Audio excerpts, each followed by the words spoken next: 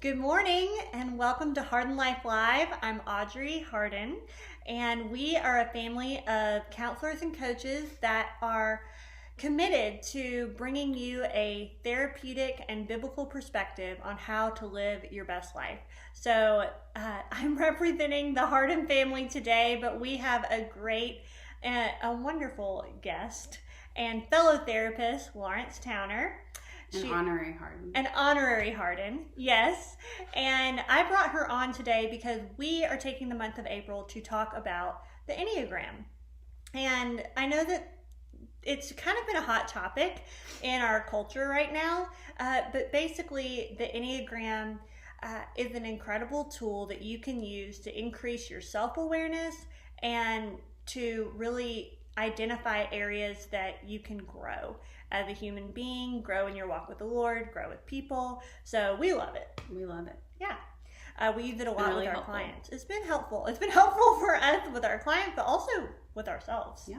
Yeah, even in our own relationship. Yeah. So today we want to talk about Enneagram stances. So a quick refresher on the Enneagram for those of you who need it. Enneagram is broken into 9 types. We have types 1 through 9, and 3 of those are heart types, 3 which are feelings, 3 are brain types, which is based on like your thinking. You like to make decisions based on how you think about things. And then we've got our gut types, which are our doers. So feeling, thinking, and doing, you fall into one of the 3 triads. But stances are how would you describe them? I mean, they're a little bit different, and it's definitely new to me. Yeah. And it's been newer to us. Yeah. It's kind of taking it to a deeper level. Yeah. More understanding of it. And the way that stances have been described as more of a social style, how we go about relationship, how we relate to others, and then also how we go about getting our needs and wants met in our relationships. Yeah. So there's 3 stances: aggressive, Withdrawn, and dependent. Yes. So aggressives, shall we start with aggressive? Let's do it. Okay. So the aggressive stance, they move against people and situations in order to get their needs met. So they see a challenge, they're not afraid to hit that challenge. Like, they have a goal in mind and they're going for it. What do you think about the aggressive stance? Aggressives are high energy. And I've said before that I really envy a lot of what the aggressive personality brings to the table, the aggressive stance. They definitely get things done.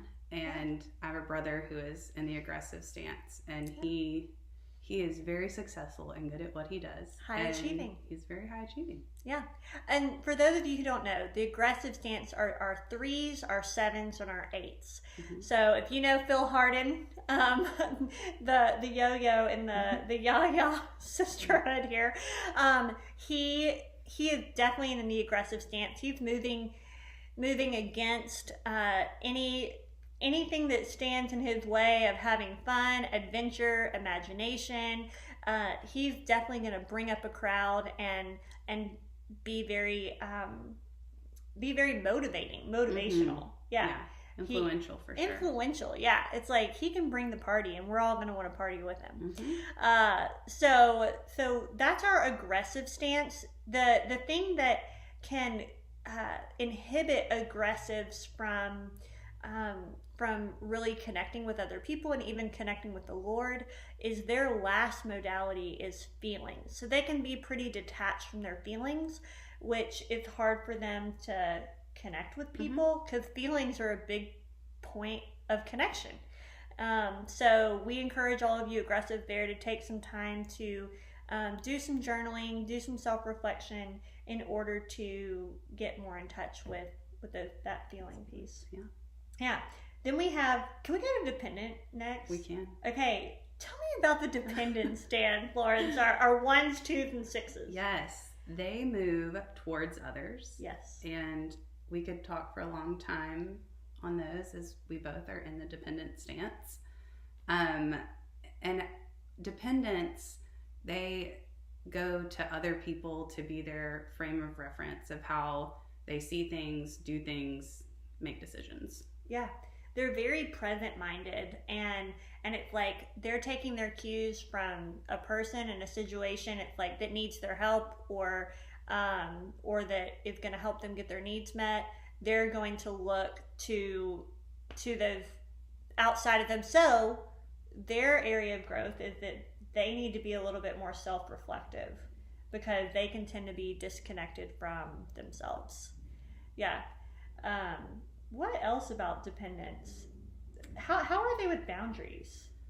They struggle with boundaries. That is a great area of growth for we dependents. Mm-hmm. We want, and it can look different, really different in a 1, a 2, and a 6, how we go about that, and just the crossing of boundaries.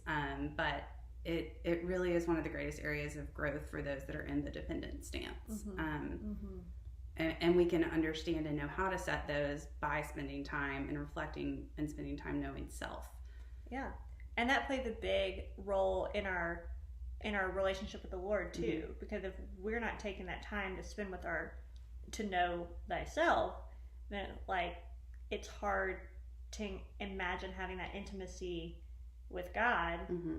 because it takes two. Yes. In the relationship. It's relational. It's relational. Absolutely. So then we have our withdrawn mm-hmm. stance, which are 4s, 5s, and 9s, and they are very self-aware, almost to a fault in some ways. But the way they deal with things is moving away from others. Yeah, move away from others, move into themselves, and they have a very rich internal world. They solve all their problems usually internally, mm-hmm. and that's really great. Mm-hmm.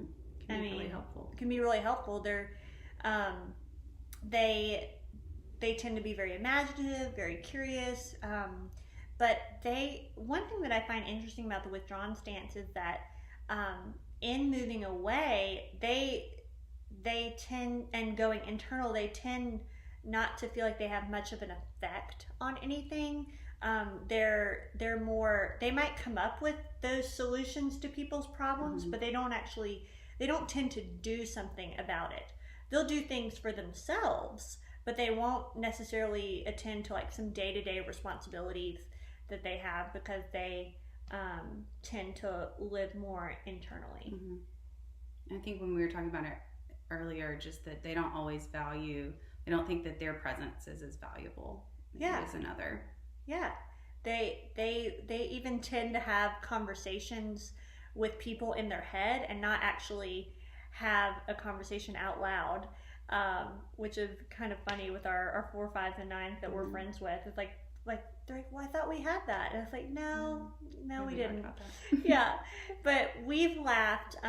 Well, let me also back up. And so for the withdrawn types, where we want to encourage you in terms of like even your personal growth and your walk with the Lord, is to take those risks in being in relationship mm-hmm. with people, because we need the body in order to grow, and so that's a big piece there. We want our aggressives to experience intimacy, emotional intimacy with God. We want our dependents to experience deeper vulnerability and connection and self-awareness in their relationship with God. And we want our withdrawn types to really experience that community and that sense of participation in relationship with others, and then therefore with God. Mm-hmm. So I don't know, what else can we leave them with?